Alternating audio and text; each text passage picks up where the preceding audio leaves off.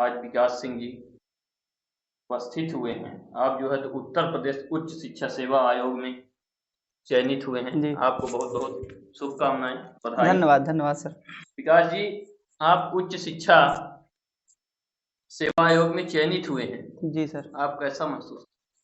अच्छा लग रहा है। अच्छा इसलिए लग रहा है कि मेरी वजह से मेरे परिवार वालों को गर्व करने मतलब गर्व महसूस हो रहा है, गर्व करने का एक अवसर मिला। पिताजी विशेष रूप से इस उपलक्ष्य में खुशी हैं। इस जो उपलब्धि हुई है, जो उपलब्धि मिली है, इसमें खुशी है। तो अच्छा लगता है जब हम अपनों को खुशी दे पाते हैं, अच्छा लगता है, बढ़िया। पिताजी हैं आपके? पिताजी मेरे शिक्षक हैं।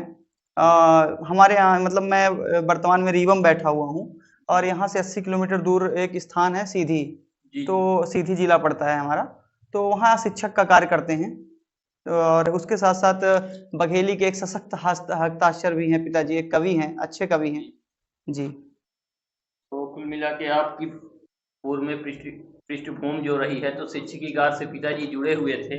जी। तो आपका उच्च शिक्षा के प्रति झुकाव कैसे हुआ, कब हुआ? नहीं नहीं, मेरा मैं बिल्कुल आपको बहुत ही सहज होके और बहुत ईमानदारी से बता रहा हूँ, मेरा कोई झुकाव उस शिक्षा के प्रति नहीं था।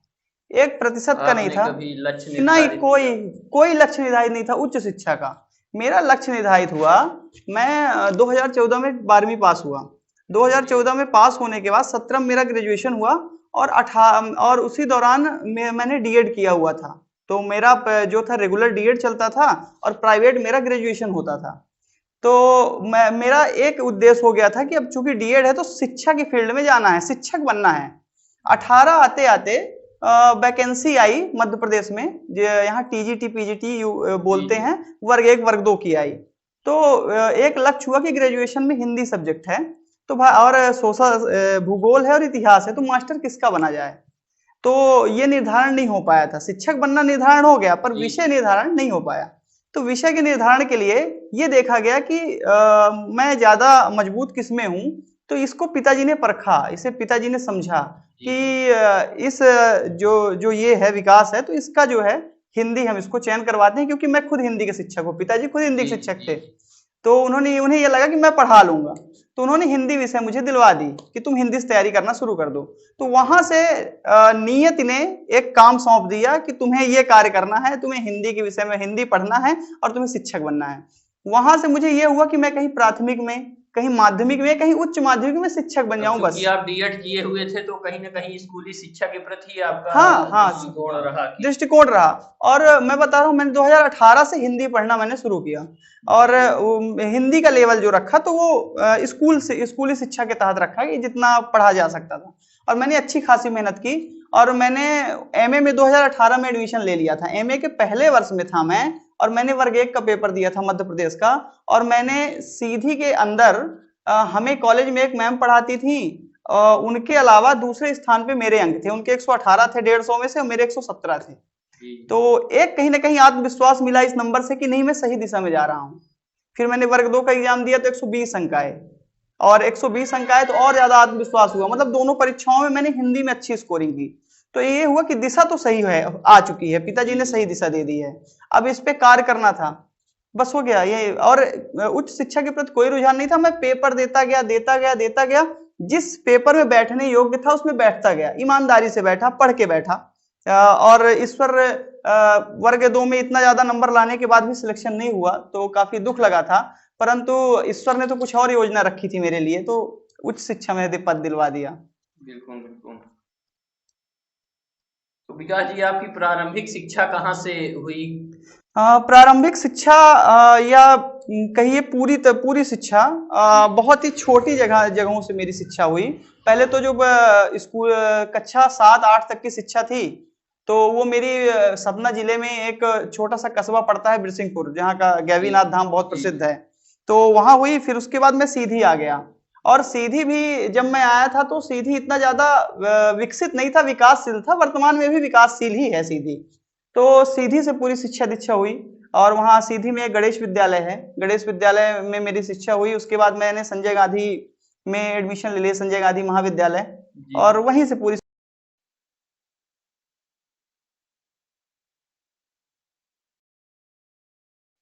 वाला, वहीं रह के इसका उच्च शिक्षा में मैंने प्रवेश लिया।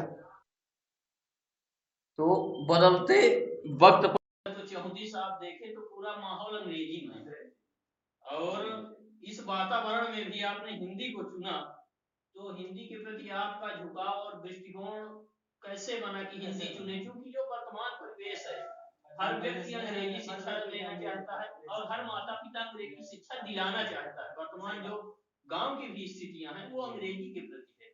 तो इस समय में इस कहना चाहिए कि अंग्रेजी के दौर में आपने हिंदी के प्रति चुनाव किया हिंदी का, और किस तरह से आपने तैयारी की उस बारे में? क्या है कि हर व्यक्ति के अंदर एक विशेष गुण होता है, हर व्यक्ति के अंदर, उसके अंदर ईश्वर मतलब उसे दे के भेजता है। हर व्यक्ति के अंदर कुल 5 तत्व होते हैं। एक छठवां तत्व होता है जो ईश्वर दे के भेजता है कि तुम्हें नियत के द्वारा यह कार्य करना ही है ना। सचिन तेंदुलकर कक्षा 10 में फेल हो गए थे, कक्षा 10 में फेल हो गए, लेकिन आज वर्तमान कक्षा 10 की किताब में उन्हें पढ़ाया भी पढ़ाया जाता है। विश्व क्रिकेट में सबसे अद्भुत नाम, अद्वितीय नाम सचिन तेंदुलकर है ना। तो अब ये नहीं कह सकते कि सिर्फ वो पढ़ाई के लिए बने थे। तो मुझे ऐसा लगता है कि मेरी जो पारिवारिक पृष्ठभूमि थी वो हिंदी से थी, और पिताजी चूंकि हिंदी के कवि रहे, हिंदी के शिक्षक रहे, तो अनुवांशिक गुण कहीं न कहीं मेरे अंदर हिंदी के थे। हाँ, उसे पहचानना था, उसे पिताजी ने पहचाना और उस कार्य में लगा दिया कि जो माँ हिंदी की सेवा करो। माँ हिंदी ने बहुत कुछ दे दिया। आज मतलब एक ऐसा दे दिया कि आपके सामने बैठ के मैं आपको साक्षात्कार दे पा रहा हूँ बस, और इसीलिए थैंक यू बोलता हूँ। इस तैयारी में आप जो है तो कहीं से तैयारी के लिए? नहीं, मैंने कहीं तैयारी नहीं की, मैंने स्व अध्ययन किया। मैंने सिर्फ अपने से अध्ययन किया। उसमें बड़े सहयोगी रहे। सबसे बड़ा सहयोग तो देखिए परिवार का होता है। अगर आपकी पारिवारिक पृष्ठभूमि अच्छी है तो होता क्या है, वो मनोवैज्ञानिक ढंग से आपके ऊपर असर डालता है। और मेरी पारिवारिक पृष्ठभूमि बड़ी सशक्त है। मेरे जो पिताजी हैं, जो चाचा जी हैं, और मेरा पूरा जो घर है, उन्होंने कभी ये एहसास नहीं होने दिया कि नहीं तुम 23 वर्ष के हो गए हो, 24 वर्ष के हो गए हो, बैठे हो, है ना, तुम मतलब पढ़ रहे हो, पढ़ो और पढ़ो, जो पढ़ना चाहते हो वो पढ़ो। और ये सब चीज कहीं ना कहीं सकारात्मक प्रभाव डालता है, और ये आपको हमेशा आगे बढ़ने के लिए उत्साहित करता रहता है। चाहे अब माता जी के लिए क्या ही कहें, माँ तो सबकी है ना। वो एक बड़ा ही प्रसिद्ध शेर है, मैंने किसी सुना था कि राम लिखा, रहमान लिखा, ईसा रब सतनाम लिखा, ओढ़ लगी जब पूरी दुनिया एक शब्द में लिख लेगी, सबने सब कुछ लिख डाला, मैंने माँ का नाम लिखा। तो माँ के लिए तो शब्द ही नहीं है मेरे पास। मेरे पास वो डोरी ही नहीं है जिसमें अपने भाव को पिरो दूं मैं। और उसके अलावा छोटा भाई है, तो जब भी पढ़ता हूँ तो माता जी से कहता है कि नहीं नहीं पढ़ने दो। कोई जैसे माताओं की मतलब आदत होती है, बेटा ये काम कर दो, थोड़ा सा छत से ये ला दो, तो ये होता है तो बोलता है नहीं नहीं इनको पढ़ने दो, मैं जाता हूँ। तो जहाँ पे ये चीज दिखाई देती है ना कि नहीं देखो ये मेरे पढ़ाई के प्रति जब इतना जागरूक है तो मैं क्यों नहीं, मैं बेईमानी नहीं कर सकता।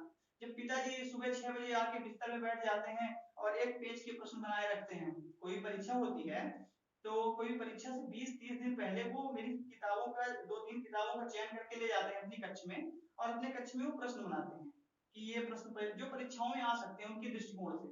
वो प्रश्न का एक पेज बना के सुबह 6 बजे में जगह नहीं रहता तो वो आ जाते हैं, और या तो टेबल पे रख देंगे, मेरी जो स्टडी टेबल है उस पे रख देंगे, या तो मुझे जगा के प्रश्न पूछने लगेंगे।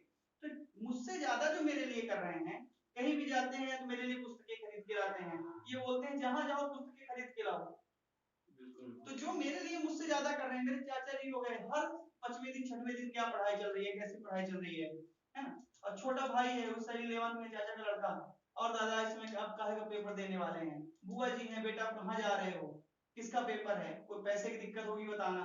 तो जहाँ इतना ज्यादा लोग आपसे स्नेह कर रहे हैं, इतना ज्यादा मतलब आपके प्रति सकारात्मक भाव रख रहे हैं, वहां तो ये मतलब अगर ना करें, ईमानदारी से मेहनत ना करें तो बेईमानी कहलाएगी। ये सब चीजें बड़ी अच्छी रही, ये सब बड़ा अच्छा माहौल इन्होंने दिया। चयन के बाद आप कहीं साक्षात्कार के लिए भी? मतलब साक्षात्कार के लिए, हाँ साक्षात्कार नहीं, मैं वो बात बताऊंगा। क्या हुआ कि पूरी तैयारी के दौरान ना होता क्या है कि आप वर्तमान में आप खेल को देखिएगा, 2020 समय जो खेल चलता है, आप पूरी टीम 19 ओवर तक बेहतर खेल खेलती है, लेकिन जो 20वां ओवर होता है अगर आप उसमें अच्छा नहीं खेले, जो एक फिनिशर की भूमिका होती है ना, सर कहना चाहिए कि एक फिनिशर की भूमिका होती है ना, हाँ, अगर आप फिनिश अच्छे से नहीं कर पाए तो आप मतलब आपका पूरा खेल वो 19 ओवर वाला बिगड़ गया, कोई औचित्य नहीं है उस खेल का। तो जो फिनिशर की भूमिका थी पूरे इस दौरान, क्या हुआ कि मेरा पहला इंटरव्यू था, मैंने इसके पहले कोई इंटरव्यू नहीं दिया था, तो एक भय था मेरे अंदर कि इंटरव्यू कैसे होते होंगे। तो ये आपके यूनिवर्सिटी रोड में रीवा में क्रांति एकेडमी है, जहाँ हम लोग वर्तमान में बैठे भी हुए हैं, पीछे बोर्ड लगा हुआ है। तो वहाँ क्रांति मैम है, तो दीप कांति मैम, उन्होंने बड़ी मदद की उस बार। उस समय उन्होंने 3-4 दिन के अंदर 2 इंटरव्यू मॉक इंटरव्यू रखवा दिए। उससे हुआ क्या कि पहले इंटरव्यू में तो मैं बहुत नर्वस था और मैं बहुत वीक भी पड़ा, सही सहज स्वीकार है, मेरा अच्छा नहीं गया। और उससे मैंने सीखा और फिर 2-3 दिन मैं अध्ययन करके गया दूसरे इंटरव्यू के लिए, और फिर उसमें मैंने अच्छा परफॉर्मेंस किया। मुझे ऐसा लगता है कि दूसरे वाले में मैंने मॉक इंटरव्यू में अच्छा किया था, और वो 2 इंटरव्यू समझिए कि वो ताबूत में आखिरी कील वाला काम करेगी। जी जी, कहना चाहिए कहीं ना कहीं सिलेक्शन में हाँ बहुत बड़ी मदद की ना, मैं कह तो रहा हूँ कि वो आखिरी कील वाला काम किया उन्होंने। वो भय निकल गया इंटरव्यू का कि ऐसे इंटरव्यू होते होंगे, यहाँ जो एक भय था, हाँ वो तो निकल गया कि ऐसा इंटरव्यू होता होगा, वैसा होता होगा। अब मैं देखिए बहुत छोटी जगह से पढ़ के गया हुआ था, मेरा जिस दिन इंटरव्यू था 9 मार्च को, उस दिन मुझे लगता है कि 60% लड़के, टॉप 100 लड़के बुलाए गए थे। टॉप जो रैंकिंग के 100 थे, उसमें से 60% लड़के बीएचयू, जेएनयू, डीयू और इलाहाबाद यूनिवर्सिटी और लखनऊ यूनिवर्सिटी, इतने 4-5 यूनिवर्सिटी के टॉप 60 लड़के वहां बैठे हुए थे। अब उन 60 लड़कों के बीच मैं एक छोटे से जिले से निकला हुआ, जो विकसित भी नहीं हुआ है, जहाँ ट्रेन की सुविधा नहीं है, जहाँ अच्छी पुस्तकें नहीं मिल पाती हैं, जहाँ बहुत अच्छे शिक्षकों का अभाव है। शिक्षक तो है, अच्छे शिक्षक हैं, पर अगर आप 1-2 हैं, ज्यादा तो नहीं कहूंगा मैं, क्योंकि जो मेरा व्यक्तिगत अनुभव रहा है। और तो मतलब जहाँ हर चीज का अभाव है, वहां से निकल के आप जब जाते हैं तो थोड़ा सा दबाव महसूस करते हैं। उस दबाव को हटाने का काम कोई इंटरव्यू नहीं किया था, जो क्रांति अकादमी का इंटरव्यू था। वैसे भी कहते हैं कि प्रतिभा किसी सुविधा की मोहताज नहीं होती। हाँ ये तो है, ये तो है। तो बड़े-बड़े महानगरों में बड़ी-बड़ी 5 स्टार होटलें भी होती हैं, पर कहीं न कहीं ठेले वाले 2-4 हजार रुपए डेली कमा के जाते हैं। और कमा के जाते हैं अपने जो जी जी कमा के जाते हैं, जो स्वाद देते हैं, जो 5 स्टार में नहीं मिल पाता है। जी जी बिल्कुल, और लोग खड़े होके खाना भी पसंद करते हैं। वही कहने का तात्पर्य है कि बहुत सुविधा मायने व्यक्ति कहीं ना कहीं हो सकता है 1-2 कदम वो पीछे चला जाता है, क्योंकि उसका संघर्ष कहीं ना कहीं कमजोर होता है, तो कहीं ना कहीं अनुभव की एक कमी होती है। तो आप इस सफलता का श्रेय किसे देना चाहेंगे, और यहाँ तक पहुंचने में आपको किन किन समस्याओं का सामना करना पड़ा? आपके अगर पहले प्रश्न का जवाब दूं मैं कि सफलता का श्रेय किसे देना चाहूंगा, देखिए कोई भी सफलता व्यक्तिगत नहीं होती, व्यक्तिगत नहीं होती, वो संघर्ष में कहना चाहिए तो आप अकेले होते हैं। कोई भी सफलता व्यक्तिगत नहीं होती, वो सार्वजनिक होता है। उसमें सिर्फ मेरा बस योगदान नहीं है उस सफलता में। उस सफलता में मेरे परिवारजनों का योगदान है, मेरे मित्रों का योगदान है, बहुत ज्यादा योगदान है। मेरे एक बड़े खास मित्रों में से हैं प्रांजल सिंह, वो कहिए बड़े भाई हैं कि मित्र हैं। वो क्या है कि उन्होंने बहुत एग्जाम दिए और ईश्वर ने उन्हें मतलब अभी तक सफल नहीं किया। योग्य हैं, योग्यता और सफलता दो अलग चीजें हैं, अलग उन्हें तुलना नहीं करनी चाहिए। वो योग्य बहुत है। होता क्या है ना कि कभी कभी आपकी टीम का सबसे बुरा खिलाड़ी देश का सबसे अच्छा कोच बन जाता है, तो वो मेरे लिए सबसे अच्छे कोच निकले। मैं उनसे घंटे घंटे तक पूछता था और वो बताते थे कि मैंने क्या गलती की जो गलती आप ना करें। तो और उसके अलावा मेरे गुरु रहे प्रदीप सिंह जी, प्रदीप भैया मैं उन्हें बोलता हूँ, और पिताजी तो ये समझिए कि मेरे लिए वो कृष्ण का कार्य कर गए हैं ना। मतलब आप तैयारी तो कर रहे हैं, पर तैयारी की दिशा क्या आपकी सही है? आपकी दिशा क्या सही है? आप तैयारी, आप तो इतनी पुस्तकें ला के रख लिए, अब कर रहे हैं, अध्ययन कर रहे हैं, लेकिन जब दिशा ही सही नहीं है तो आपका सिलेक्शन कहाँ से होगा? तो दिशा महत्वपूर्ण होती है ना। मार्ग तो निर्धारित करना पड़ेगा, क्योंकि यदि हमें सीधी जाना है और रीवा वाली रास्ता पकड़ लेंगे तो रीवा कभी नहीं पहुंचेंगे। और यदि रास्ता हम सही पकड़े हैं तो साइकिल हमारी खराब हो सकती है, गाड़ी पंचर हो सकती है, पर जब कभी पहुंचेंगे तो सीधे पहुंचेंगे। तो इस तरह से मतलब किसी एक व्यक्ति को मैं नहीं दे सकता। हाँ, पिताजी का संघर्ष मुझसे दोगुना तिगुना रहा, मुझे नौकरी दिलवाने में। स्वयं को नौकरी पाने के लिए उन्हें इतना संघर्ष न करना पड़ा होगा कि जितना उन्हें लगता था कि ये किसी विभाग में सेवा देने लगे, कहीं अच्छी पोस्ट में हो जाए, तो उन्होंने माता पिता का एक कहना चाहिए तो एक झुकाव और मानसिकता होती है कि हमारा लड़का कहीं ना कहीं सेटल हो जाए, और 100% देने का प्रयास करते हैं। और क्योंकि शिक्षिकी कार से जुड़े भी हैं तो एक ये है कि हमारा लड़का यदि दिग्भ्रमित हो जाएगा, दिशा भटक जाएगा, तो हम लोगों को क्या मार्गदर्शन करेंगे। बिल्कुल, तो ये भी एक कहीं ना कहीं उनके दिमाग में ये चलते रहते होंगे और उसी का फल है आज। नहीं, होता क्या है ना कि दो तीन मैंने अभी तक अनुभव किया, दो तीन परंपराएं ऐसी हैं जो आपको अपने से आगे बढ़ते हुए देखना चाहती है इस संसार में। एक गुरु की परंपरा है, एक माता पिता। तो ये दो परंपराएं ऐसी हैं जो आपको उन्हें ये लगेगा कि ये मुझसे आगे बढ़े, ये मेरे तक सीमित न रह जाए, ये मुझसे नीचे न रह जाए, मुझ तक सीमित न रह जाए। माता पिता और गुरु कहना चाहिए वही चाहते हैं, वही चाहते हैं आगे जाए इस संसार में, क्या हमसे आगे जाए, तो ये जी यही चाहते हैं। अंत में विकास जी, महत्वपूर्ण विषय है और हर युवाओं की भी एक मानसिकता है कि आज कहना चाहिए कि लोग भी जो है तो युवा दिग्भ्रमित है और युवाओं के लिए आपका क्या दृष्टिकोण है, और कहीं न कहीं वर्तमान बेरोजगारी को लेकर और बहुत सारे विषयों को लेकर युवा कहीं न कहीं परेशान नजर आ रहा है, तो आपका इस पर क्या दृष्टिकोण है, आप उनको क्या परामर्श और आपका नजरिया क्या है उनके प्रति। देखिए, कोई भी कार्य करने में बाधा तो आती है और बिना बाधाओं के सफर का मजा भी नहीं है।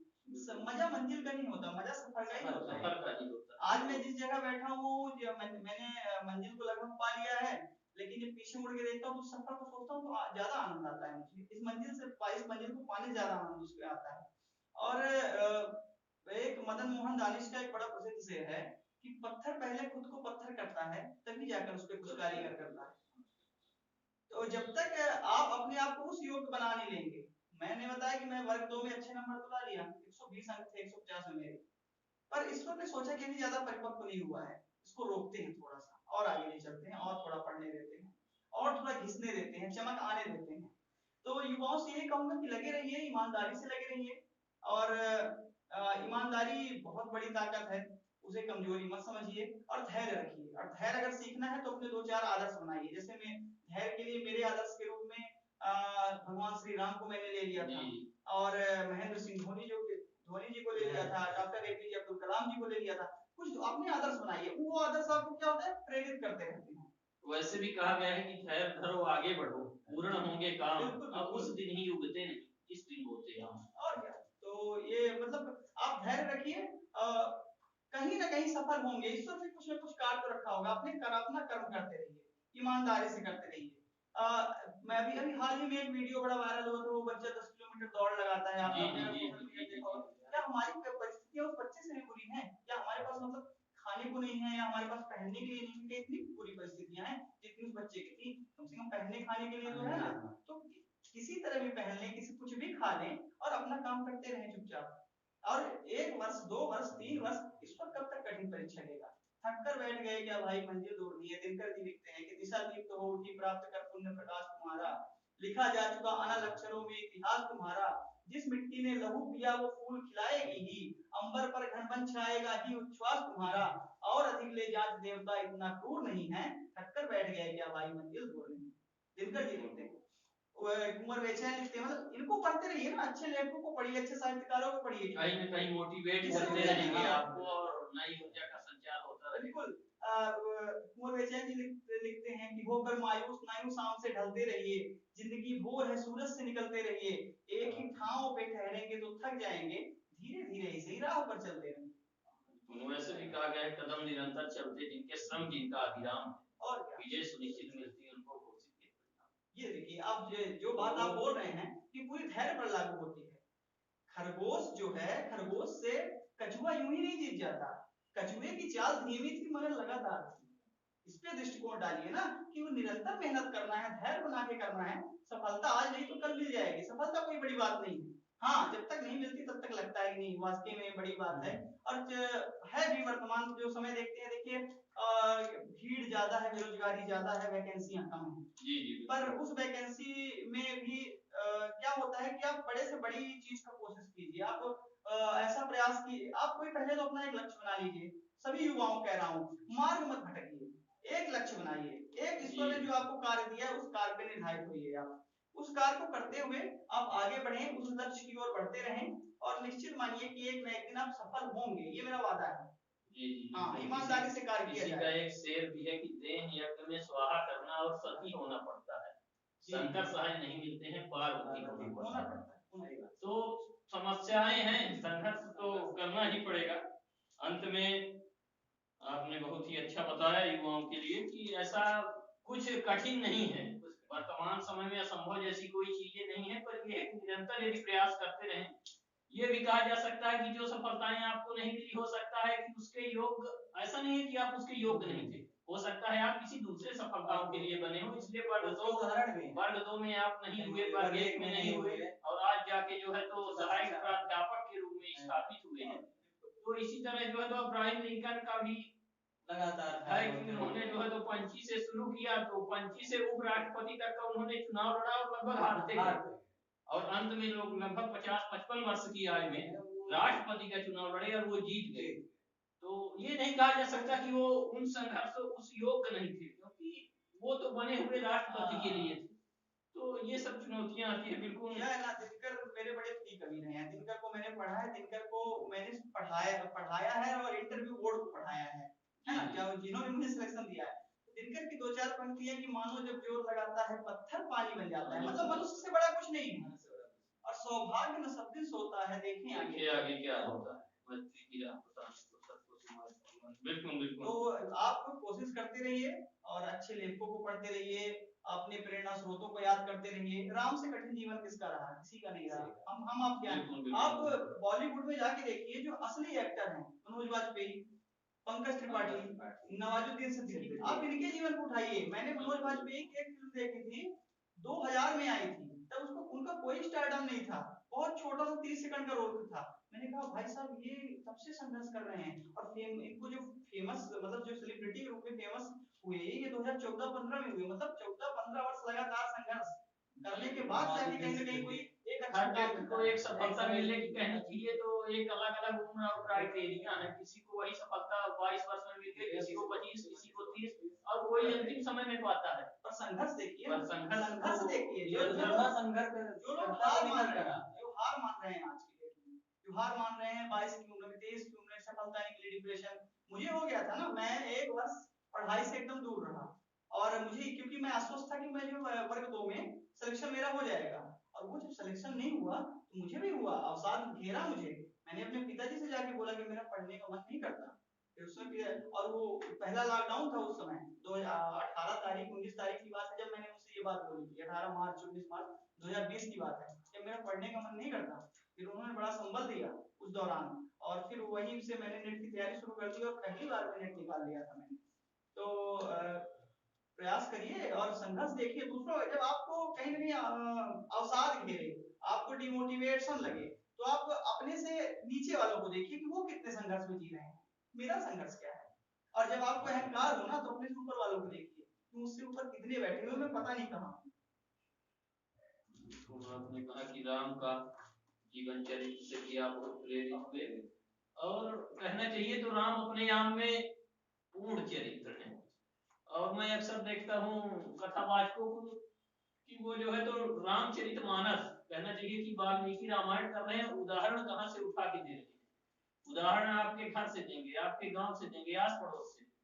तो हमारा भी मानना है कि जब राम का चरित्र चित्रण आप करने के लिए बैठे हैं तो अन्यत्र उपमा देने की आवश्यकता नहीं है, क्योंकि उनका जीवन बिल्कुल विषय भटकाव है, और बातें चलती रहेंगी। तो के बारे में थोड़ा बात कर लिया जाए, जैसे कि आप जब नेट दिए, उत्तीर्ण हुए परीक्षा में, तो उससे पहले आपने जो पुस्तकें जो बताना चाहेंगे?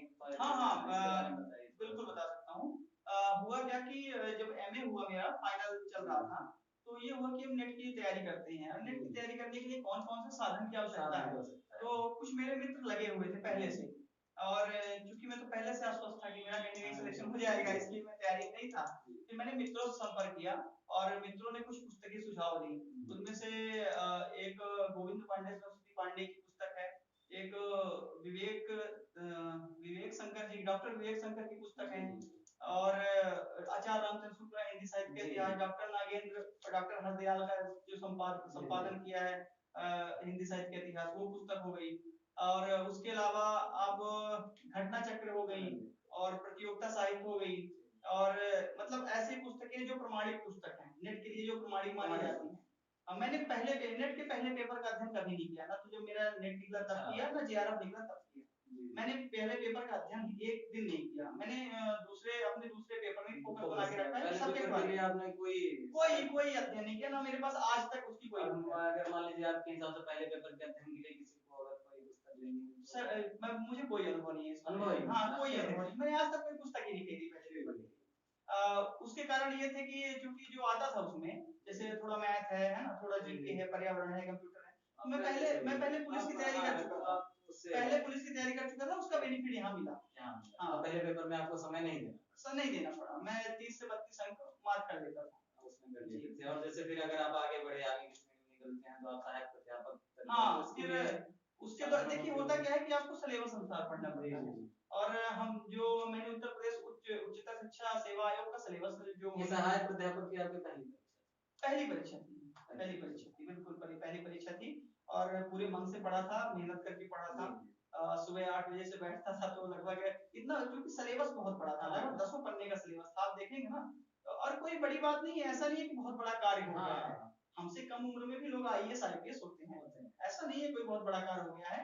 हाँ, जिस क्षेत्र से निकले हैं, जिस जगह से निकले हैं, उस जगह के लिए थोड़ी सी उपलब्धि मान सकता हूँ मैं। तो अब इसके बाद जैसे अभी आईएएस आईपीएस का जिक्र किया कि अब सहायक प्राध्यापक के पद में रहते हुए आगे इसी क्षेत्र में जाएंगे कि आप सिविल की तरफ आगे आप ये समय निर्भर है, समय पर ये छोड़ते हैं, क्योंकि मन तो है सिविल सर्विसेज की तैयारी करने का, लेकिन अब जब काम उस पे करने लगेंगे, जब सहायक प्राध्यापक के पद पे कार्य करने लगेंगे, फिर देखेंगे समय बचता है पढ़ने का या नहीं बचता। उस हिसाब से आप हाँ, उस हिसाब से निर्णय करेंगे, क्योंकि अभी मुझे शोध भी करना है, आगे चल के पीएचडी भी करनी है, तो फिर देखते हैं क्या कर सकते हैं। जी, क्या कि अचानक से किसी, मतलब अब जब आपको कोई भी डिसीजन लेना है ना, तो बड़े लोगों से सोचिए समझिए, उस चीज पे चर्चा कीजिए, अचानक से डिसीजन मत लीजिए। हाँ, थोड़ा धैर्य बनाइए, सोचिए समझिए और फिर डिसीजन। जैसे अभी आप तो सहायक प्राध्यापक के हो गए हैं, नई शिक्षा नीति भी आ गई है, इसमें आपको क्या मतलब बदलाव जो हुआ है, तो आप उसको क्या उचित ठहराना चाहते हैं, फिर आपका मतलब इसमें क्या मतलब? नहीं, बिल्कुल उचित है। देखिए, उचित एक शब्द में उसको बयां करता हूँ।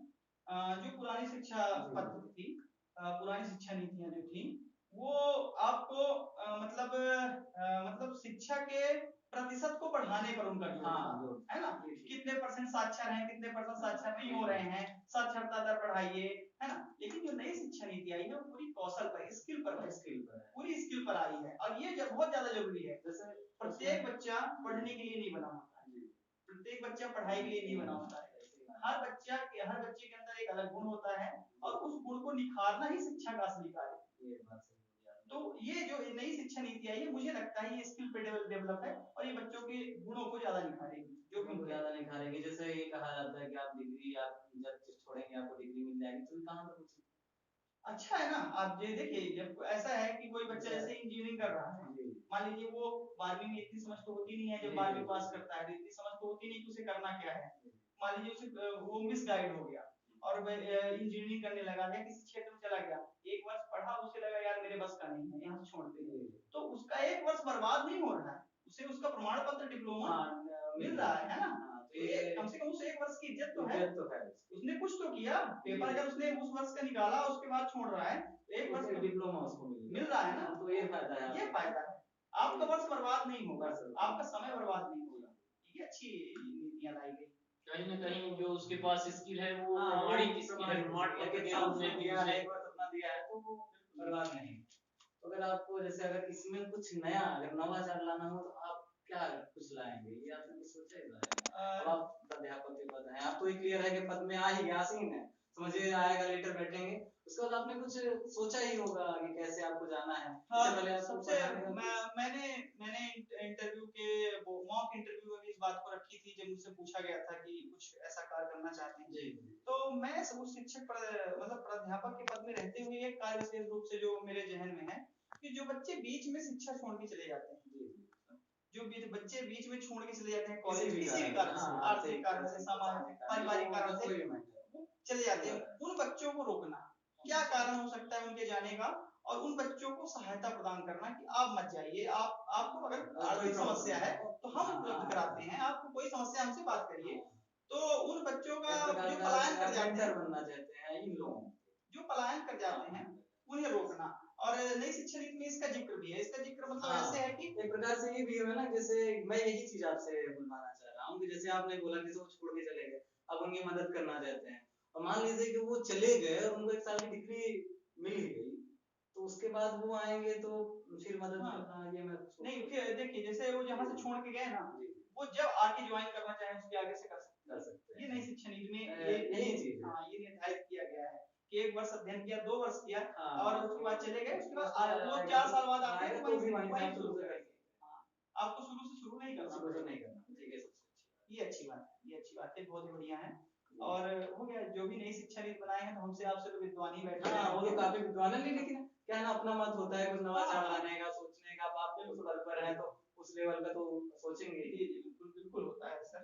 तो और ठीक रहा जो भी रहा, और ईश्वर की कृपा रही, हमेशा अनुकंपा रही, उसके ईश्वरी संयोग बनता गया और कहीं न कहीं हम और सबके एक समक्ष बैठने का अवसर मिला। मैं ये कहना चाहता हूँ कि जैसे अभी आपने गुरुजनों का वो किया, एक लाइन अगर आपको अंतिम अंतिम जाते जाते अगर आभार देना हो तो एक बार देखिए। सबका कुछ न कुछ उधार है, इसलिए सबका आभार है। सबका सबका आभार, सही है। सबका मतलब प्रत्येक मित्र का, प्रत्येक जन का इतना जी। प्रेम मिला है लोगों से। जी। मैं अपने बारे में उतना आश्वस्त नहीं होता था कि नौकरी जी। मिलेगी, मुझसे ज्यादा मेरे परिवारजन, मेरे मित्र कहते थे तुम्हें तो मिलेगी मिलेगी। वो मतलब और वो आत्मविश्वास का हाँ। सीढ़ी चढ़ाने में आपकी और मदद करता है। मदद करता गया, एक जिम्मेदारी आती गई। आती है। ये मतलब भरोसा है हाँ, तो कहीं पीछे ना हो जाऊं मैं। जी। और सब बोलते थे, मतलब जितने मित्र थे, जितने मेरे संपर्क में थे, थोड़ा देर हो रहा है बट उसे मिलेगी। मुझसे नहीं बोलते थे, किसी और से बोलते थे, पता चल जाता था इनडायरेक्टली रूप से, वही बात है, उसे मिलेगी। उनका आत्मविश्वास, उनका विश्वास यही आप यही हाँ, तो इसलिए सबका कुछ न कुछ उधार है, इसलिए सबका आभार है। सबका सबका बड़ा सहयोग रहा है और सबको बहुत बहुत धन्यवाद देना चाहूंगा इस पूरे सफर में, और आगे ऐसे ही स्नेह और प्रेम बनाए रखें। बिल्कुल बिल्कुल, आपने सही कहा कि सारा लोहा उन लोगों का अपनी केवल धार। जी जी जी, अरुण कुमार की बड़ी प्रसिद्ध पंक्तियां हैं। अपना क्या है इस जीवन में, सब कुछ लिया उधार। अपना जीवन ही नहीं है, अपना खुद का जीवन नहीं है, वो भी माता पिता का उधार है। बिल्कुल बिल्कुल, वही बात है।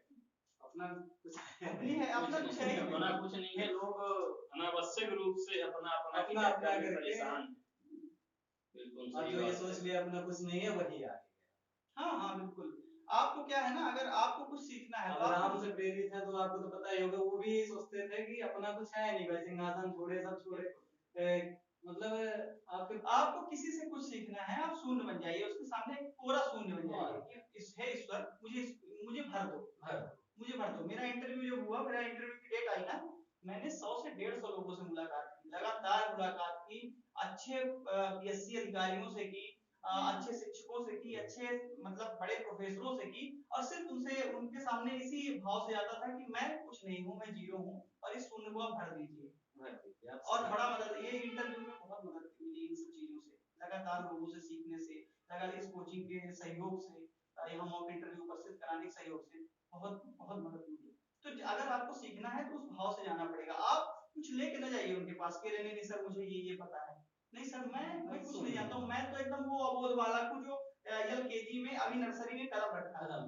आपको बस सिखाना है। हाँ, आपको सिखाना है, इस भाव से जाइए, आप किसी से कुछ तभी आप सीख भी पाएंगे और वो सिखाएंगे, और सिखाएंगे वो सिखाएंगे। अगर आपके अंदर थोड़ा अहंकार है ना, तो वो जो सामने बैठे हुए हैं वो इतने ज्यादा योग्य हैं कि वो पकड़ लेंगे कि सामने वाला कि कौन कैसे आया है, किस भाव से आया है, वही बात है। बड़ा सहयोग रहा, बड़ा जी, बड़े अच्छे सब लोगों का रहा।